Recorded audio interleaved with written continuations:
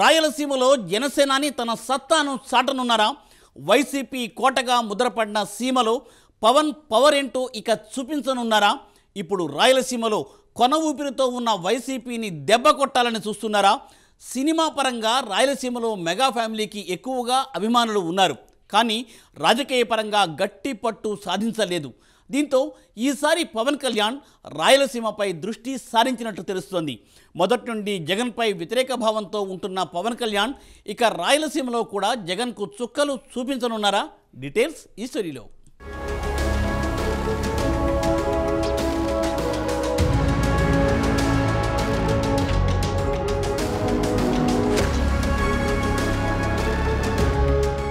YS కుటుంబం రాయలసీమకు చెందినది కావడంతో మొదటి నుంచి వైసీపీకి రాయలసీమలో గట్టి మద్దతు లభిస్తోంది. ఇటీవల జరిగిన ఎన్నికల్లో సైతం 4 ఎంపీ స్థానాల్లో వైసీపీ విజయం సాధిస్తే 3 ఎంపీ స్థానాలు రాయలసీమలోనే ఉన్నాయి. కడప, రాజంపేట, తిరుపతి లోక్సభ స్థానాల్లో వైసీపీ విజయం సాధించింది.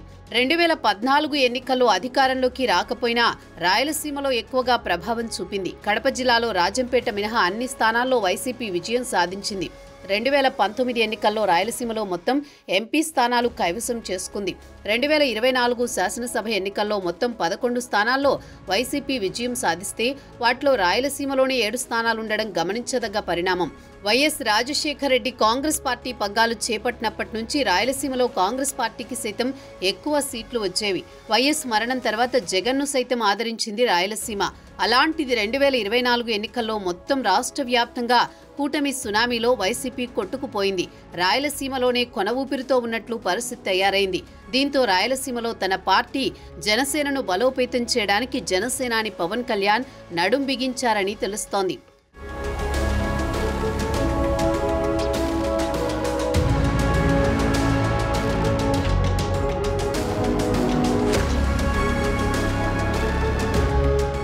రాయలసీమలో మెగా అభిమానులు ఎక్కువగా ఉంటారు, కానీ రాజకీయంగా ఆ కుటుంబంతో కొనసాగడం లేదు. ప్రజారాజ్యం సమయంలోనైనా జనసేన సొంతంగా పోటీ చేసినప్పుడు కూడా అంతగా మద్దతు రాలేదు.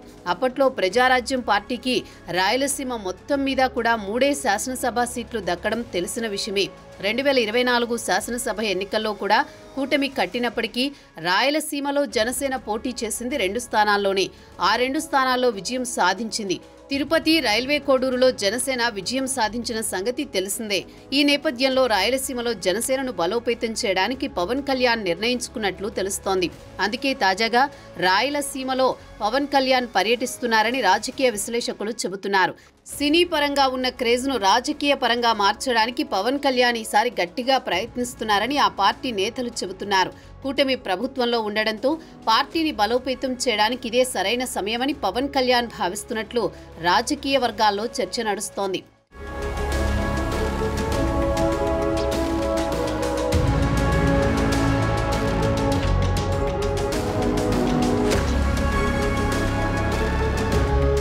వైసీపీ కొద్దో గొప్పో కొన ఊపిరితో ఉన్నది అంటే అది రాయలసీమ జిల్లాలోని రాజంపేట, తిరుపతి ఎంపీ స్థానాలను కూడా గెలుచుకుంది వైసీపీ.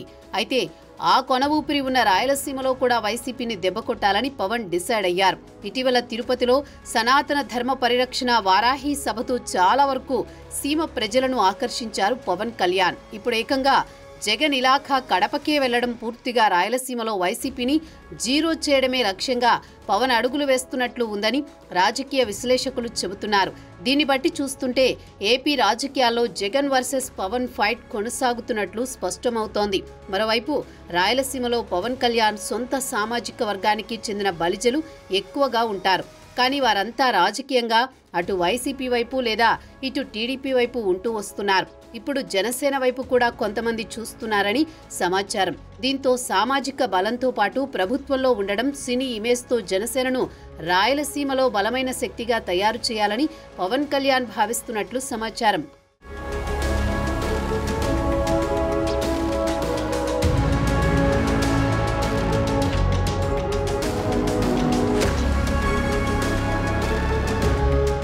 మరోవైపు చంద్రబాబు పరిపాలనలో బిజీ అయిపోయారు. స్వతహాగా తన పని తాను చేసుకునిపోయే మనస్తత్వం చంద్రబాబుది.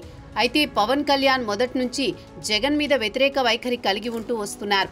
ఎలాగైనా జగన్ పాలన అంతం చేయాలని కూటమి కట్టి ఏపీలో ఎన్డీఏ ప్రభుత్వం స్థాపించడంలో సక్సెస్ అయ్యారు. జగన్కు గట్టి షాక్ ఇచ్చారు. కూటమి నాయకుడిగా పవన్ కళ్యాణ్ బాగా ఫోకస్ అవుతున్నారు. ప్రభుత్వంలోని లొసుగులను డిప్యూటీ సీఎం అయి ఉండి కూడా ఎత్తి చూపుతున్నారు. దీంతో అధికార ప్రతిపక్ష పాత్ర ఆయనే పోషిస్తున్నారు. జగన్కు ఛాన్స్ ఇవ్వడం లేదని విశ్లేషకులు అంటున్నారు. ఈ క్రమంలోనే రాయలసీమలో కూడా పవన్ కళ్యాణ్ పర్యటన వెనుక ఇదే వ్యూహం ఉన్నట్లు తెలుస్తోంది. రాయలసీమలో ఒక్కసారి పార్టీ బలోపేతమైతే జగన్కు ఇక చెక్ పడక తప్పదని రాజకీయ విశ్లేషకులు అంటున్నారు. చూడాలి మరి రాయలసీమలో రాబోయే రోజుల్లో పవన్ వర్సెస్ జగన్ ఎలా ఉండబోతోందో మరి.